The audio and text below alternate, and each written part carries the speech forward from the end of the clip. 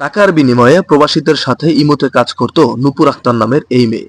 হঠাৎ কাজ করতে করতেই এক লোকের সাথে গড়ে উঠল তার প্রেমের সম্পর্ক। সেই প্রেম থেকে বিয়ে, বিয়ের পরে তার জীবনে কি এমন ঘটে গেল যে আমাদের তার কাছে আসতে বাধ্য হলো। আমরা একটু সেটাই তার কাছ থেকে জানার চেষ্টা করবো। আসলে এই যে আপনি ইমোতে কি কাজ করতেন মূলত একটু শুরু থেকে বলুন। অ্যাকচুয়ালি ভাই আমি এই মধ্যে ভিডিও কলে কাজ করতাম, যেটাকে হয়তো বলতে পারবো না, হয়তো আপনারা বুঝতে পারছেন। তো তখন আমার কারোর সাথে কোনো সম্পর্ক ছিল না, সেটাই আমার মূলত একটা ব্যবসা ছিল। তো সে কাজ করে আমি অনেক টাকা জমা করছি, ৬-৭ লাখ টাকার উপরে হবে জমা করছি। তো আমি কাজ করতে করতে একটা প্রবাসী ছেলের সাথে আমার প্রেমের সম্পর্ক হয়। উনি মানে ইমোতে কাজ করতে যেই তার সাথে প্রেমের সম্পর্ক। জি, প্রেমের সম্পর্ক হয়। উনি উনি আমাকে ভালো লাগছে বলে উনি আমাকে বলতো কি, দেখো আমার তোমাকে পছন্দ হয়েছে, তোমাকে যদি আমি সুন্দর একটা জীবন দিতে পারি, সুন্দর চলার মতো একটা লাইফ দিতে পারি, তোমার তো এই সমস্ত কাজের কোনো প্রয়োজন নেই। তা আমিও সেটা মনে করলাম যে হ্যাঁ, এটাও একটা কথা। কারণ একটা মেয়ে দিন শেষে কি চায়? সে চায় মানসিক শান্তি চায়। টাকা কিন্তু কখনো মানুষের শান্তি এনে দিতে পারে না। টাকা হলো কিছুক্ষণের জন্য। মানে আপনি যখন ইমোতে কাজ করতেন তখন তো আপনি অনেক টাকা কামাইতেন, কিন্তু তখন কি আপনার মনে শান্তি ছিল না? কখন শান্তি বলতে টাকা কি আর সেই শান্তিটা দিত যেটা আমি চাইছি? দেহ যদি সবাইকে আমি বিলাই বেড়াইতাম, সেটা থেকে তো আর শান্তি বলে না। যাই হোক, তো ওর সাথে আমার প্রেম হওয়ার পরে তো দীর্ঘ ২ বছরের মতন ওর সাথে আমার প্রেম ছিল ওই ফোনেই। কখনো আমি ওকে সরাসরি দেখি নাই, যেহেতু বাহিরে থাকে। পরে একদিন আমি বললাম কি যে, দেখো আমি এভাবে কতদিন চলবো? আমার একটা লাইফ আছে, আমার একটা জীবন আছে। আমার তো মন চায় স্বামীর বুকে ঘুমাইতে। আর কতদিন এগুলো? বলছে আচ্ছা ঠিক আছে, তুমি একটা কাজ করো, আর ১-২ মাস অপেক্ষা করো, আমার কিছু কাগজপাতি আছে, এটা ঠিক করেই তারপরে। ঠিক আছে, মেনে নিলাম।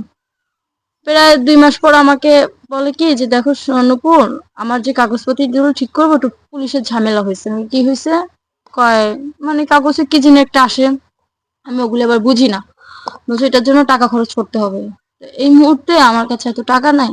মানে আমার উনি আপনার সেই প্রবাসী স্বামী, মানে যার সাথে ইমোতে কাজ করতে যে পরিচয় হয়েছে, আপনার সেই প্রবাসী স্বামী বাংলাদেশে আসতে চাইছে আর কি। আসতে চাচ্ছিল আমার কাছে। তো যা আমাকে বলছে, তো আমার কাছে তো টাকা নাই, আমি কিভাবে যাবো তোমার কাছে বলো? আমি এটাও বলছি যে তোমার ফ্যামিলিদের কাছে চাও, দেখো দেয় নাকি। কয় না, তারা যদি শুনে যে আমি তোমার কাছে যাব, তা আমার ফ্যামিলিটা মাইনে নিবে না, যাইতে দিবে না।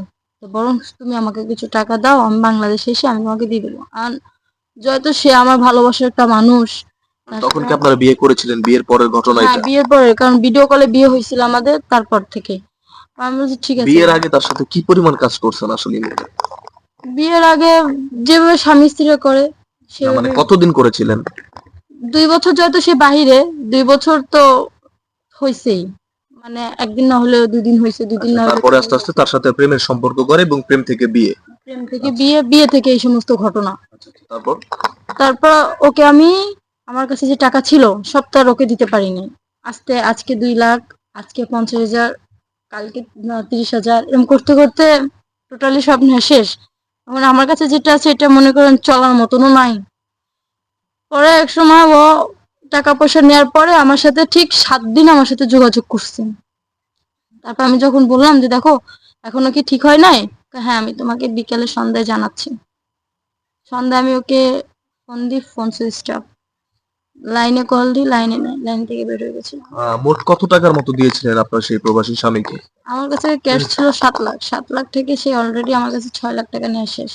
১ লাখ টাকা আমার ক্যাশ আছে। এখন ভাই আমার কথা হলো একটা, যে তুই মানুষটারে যেহেতু সংসার করতে পারবি না, মানুষটা নিয়ে থাকতে পারবি না, তো মানুষটাকে নিয়ে তুই প্রেমের আশাটা কেন দিলি? সেই মানুষটাকে তুই, আমি একটা নষ্টা মেয়ে ছিলাম, নষ্টা পথে ছিলাম, তুই সেখান থেকে কেন নিয়ে আসলি? আচ্ছা এখন আপনি বলেন, একটা মেয়ে কেন নষ্ট হয়?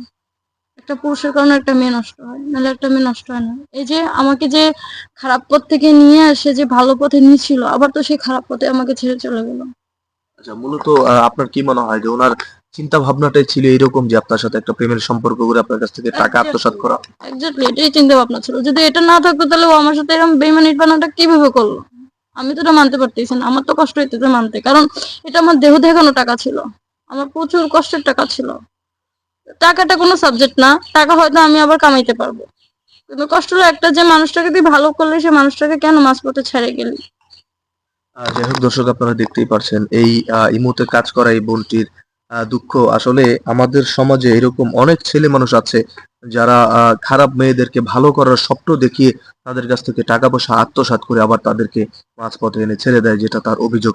আসলে এই টাইপের কাজগুলো থেকে সবাই একটু বিরত থাকবেন। আসলে এরকম ঘটনা কিন্তু আমাদের বাংলাদেশে অনেক ঘটে যাচ্ছে। তো এই টাইপের কাজগুলো থেকে সবাই একটু বিরত থাকবেন। দিন শেষে আপনিও যেমন মানুষ, তিনিও মানুষ।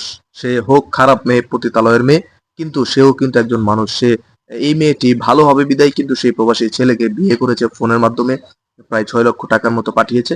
এখন সেই প্রবাসী তার সাথে বেইমানি করেছে, সে ফোন সুইচ অফ করে রেখেছে, তার সাথে যোগাযোগ করছে না। তো এই ধরনের কাজগুলো থেকে আপনারা একটু বিরত থাকবেন, এই খারাপ মেয়েদের গুলো